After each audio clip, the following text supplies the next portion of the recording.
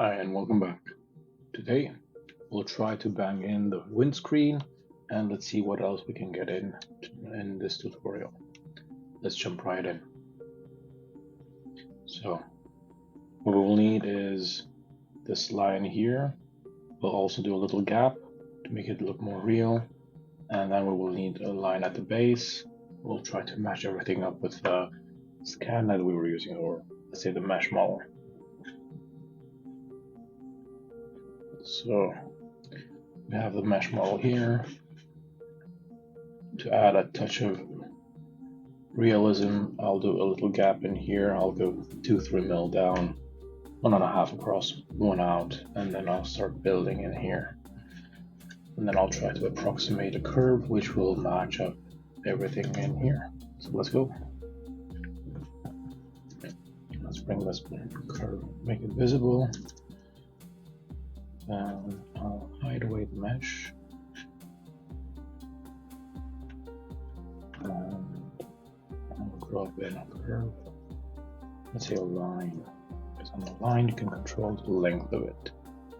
So got it in there, snapped it in, hang it in here. Then we go into the information window. I'll make this one 2 mil. That would be the right offset. Normally we have an offset in here, so for the fun of it, let's go with that. The next one would be another line across, similar to that angle there. We'll do a 3 mil gap. 3 sounds nice for this exercise. Let's do it. And what I will do, I will profile these two along that curve. So basically I'm copying that curvature and everything over there. So, profile tool, you find it normally here in surfaces, I think on the rail. There you have a profile. Take the one curve, profile, one curve, the second one, accept, confirm, and let's run it along the extrusion trajectory, which will be this curve. That should bring in our surface set, but for some reason it doesn't do it. Let's do it again. There we have it. We've got that in. Now what I will do, I will take this curve, copy paste it, and then move it to the bottom of the screen. And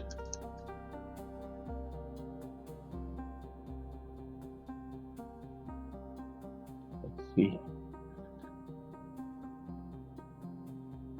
We deal with it. Also the screen, the windscreen and the A-pillars normally have a relationship to each other. So what I will do, I will copy this curve here. I'll send this other one around here. We have a longer edge there. I'll do a fit curve here. Duplicate curve, whichever suits you best. Oh, we do have a curve there. Lucky me. So let's move it a bit inward, extrude it.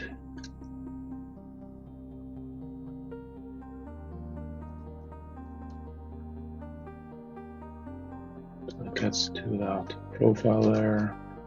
I'll snap the pivot to the end of it, move it along here, and I would say now it's the right time to bring in the mesh. Create it nicely. Let's push this curve up here. move this pivot down there, move it along the center section. So we're way down there.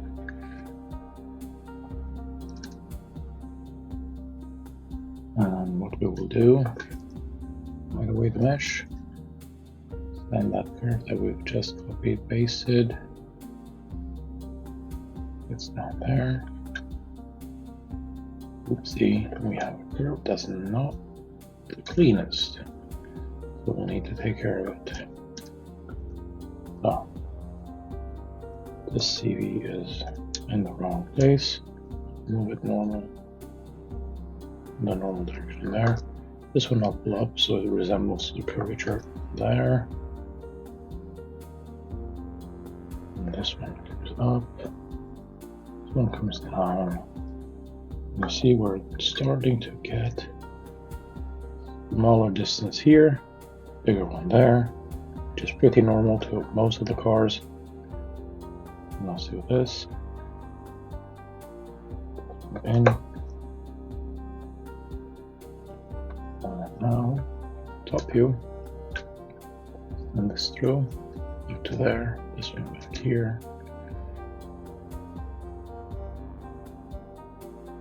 And let's just get this curve. The endpoint is snapped here. I'll fit curve this one.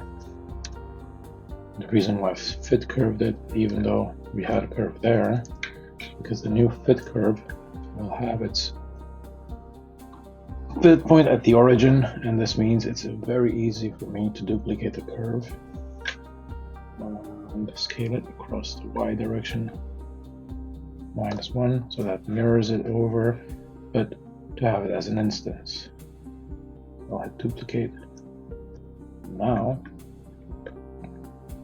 I should be able to make a bi-rail of that edge, this edge, that curve, and the instance. There we have it. We have one surface growing across there. Let's cut and chop it in half, because we only need half of it. We'll add it to our work layer, and there we go. Very neat. We see a symmetric surface. Okay, so I'll bring in the cross section.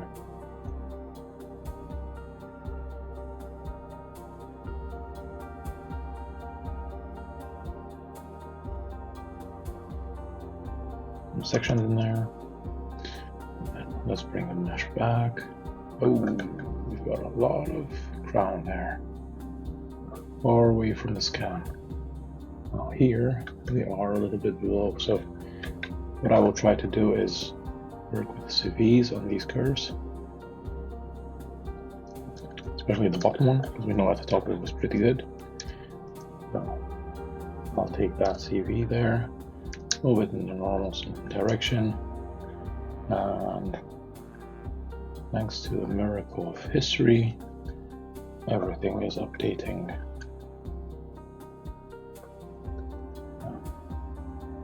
We see that tilt around here.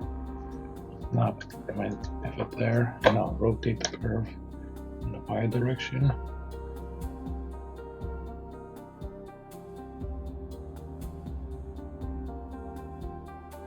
The y0 is not matching.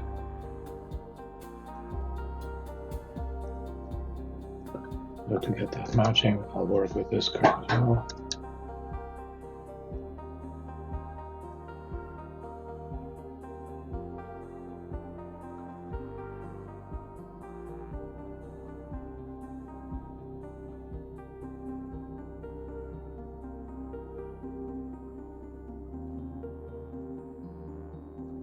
As we see, we're getting there on the sides, and here we're going in too low. So I'll lift that point up. We attach that CV there. Okay. Make this transparent so we see what we're doing. we're still too round compared to the scan, to the mesh data. Let's see if we can work here with the history, change the transform constant control to scale. That drops a bit on the ground. Ooh. Let's pull this down in the other direction. So now we're matching more areas. That means that here we need to come out a little bit, match up again, and we will work with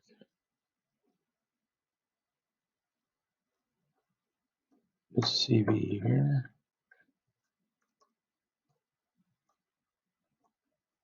Flatten that curve there. Move the other one in. There we go. And here, we bring this down a little bit.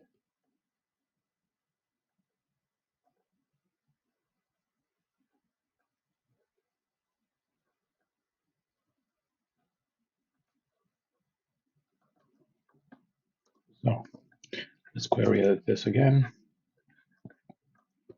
And flatten it down using the blend value. So it's taking into consideration this curve and this one and how they influence the surface.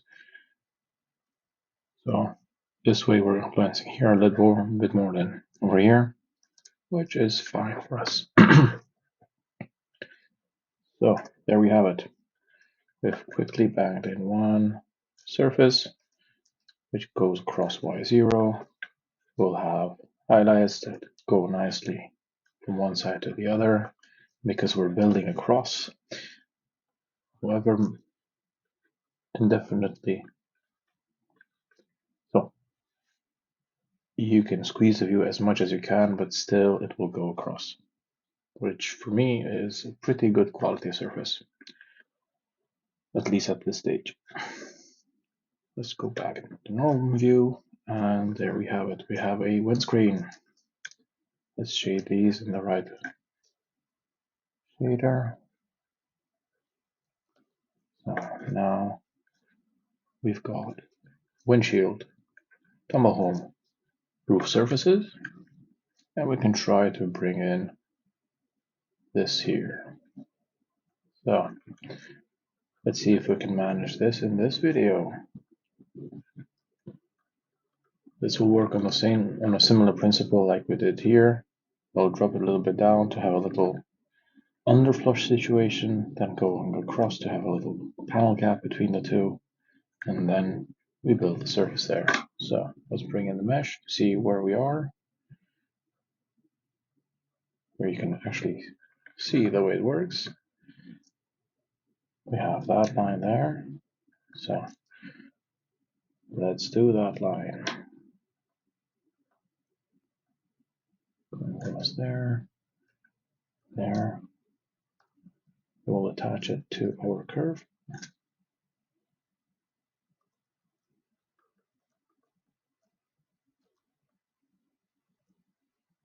I'll deliberately go a little bit below because I like the way that curve works. I don't want that peak there, that sudden peak. So what I'll do, I'll push this CV point a little bit down, a little bit forward to match that section, but in a different position. So that will be it. Let's profile this through. There we go. We have that little chamfer. I will take the curve off of that, make it symmetric. So that means I go into Object Edit and Symmetric Modeling.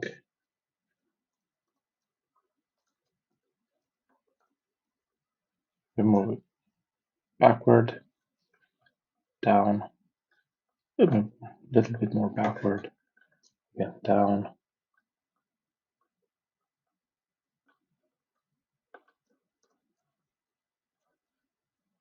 Let's shift everything. Okay, let's snap a pivot onto the center of the curve. Bring it here onto the section line. And now let's just scale it X direction. So it takes a similar curvature to what we have here. You can scale it in the Y direction. Let's see how we're doing.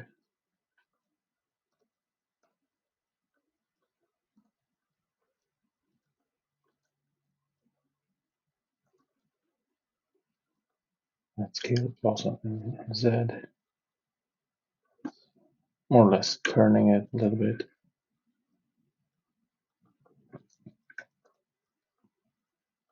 So what we can do is move the CV a bit across. This way we get a similar curvature. This will be a blend area by default. So you need to get it matching up to here. And now, for the sake of it, I'm just going to drop in a skin between this edge and this curve. That's one of the quickest ways to generate the surface, and then you can adjust it. So with the sections turned on, let's turn off. Let's just get the Y sections. You can turn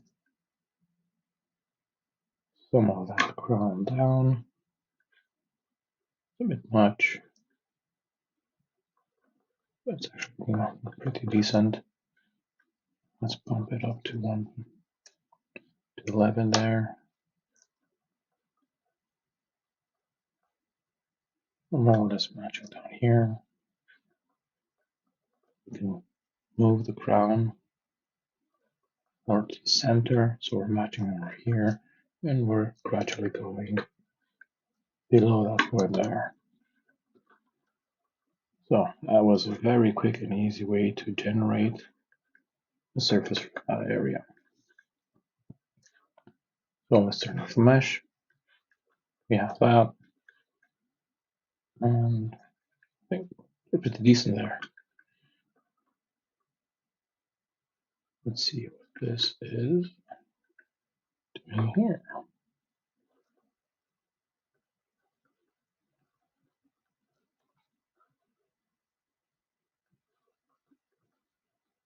Here we can see that this inner edge that we have here comes off of that junction area in the model, and it goes down there. That means we need to have a theory between this line and this one, so that would be the side of the glass. So let's try that. Take that curve there.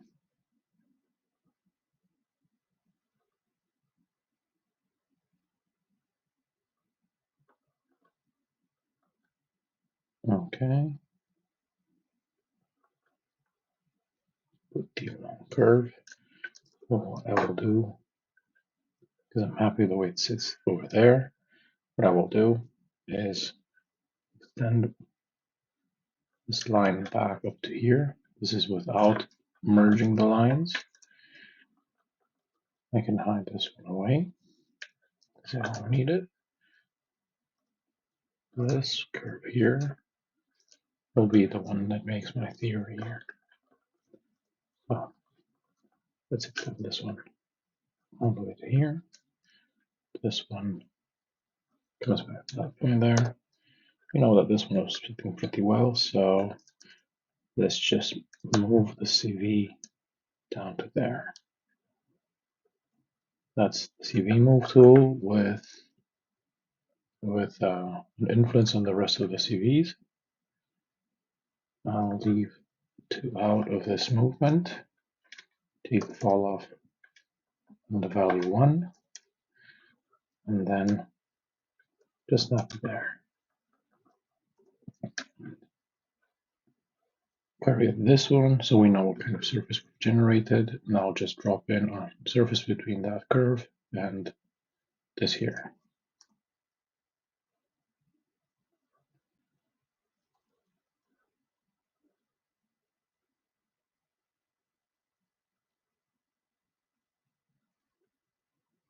So we can set this one to extend. Make sure we have the same direction.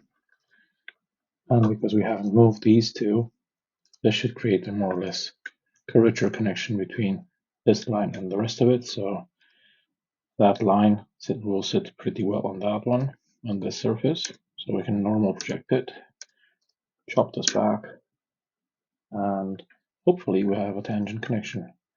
Oops, not even a position one, but we can build one later on when we refine all this.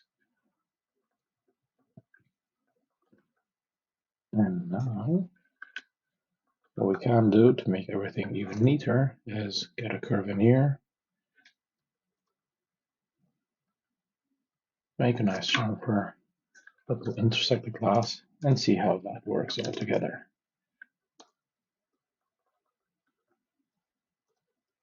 Sweet. Looking pretty good. It's okay for a sketch model. So we've managed today to learn about symmetric curves, instances, quickly build surfaces, and getting things running on theories, which will be one of the most useful things to do when you're building a model in Alias. Not just Alias, you can do that in Rhino, you can do that in ISOM, same principle. When you build NURB surfaces, try to work the theories because it will help you and it will save your ass quite often when you're quickly changing things.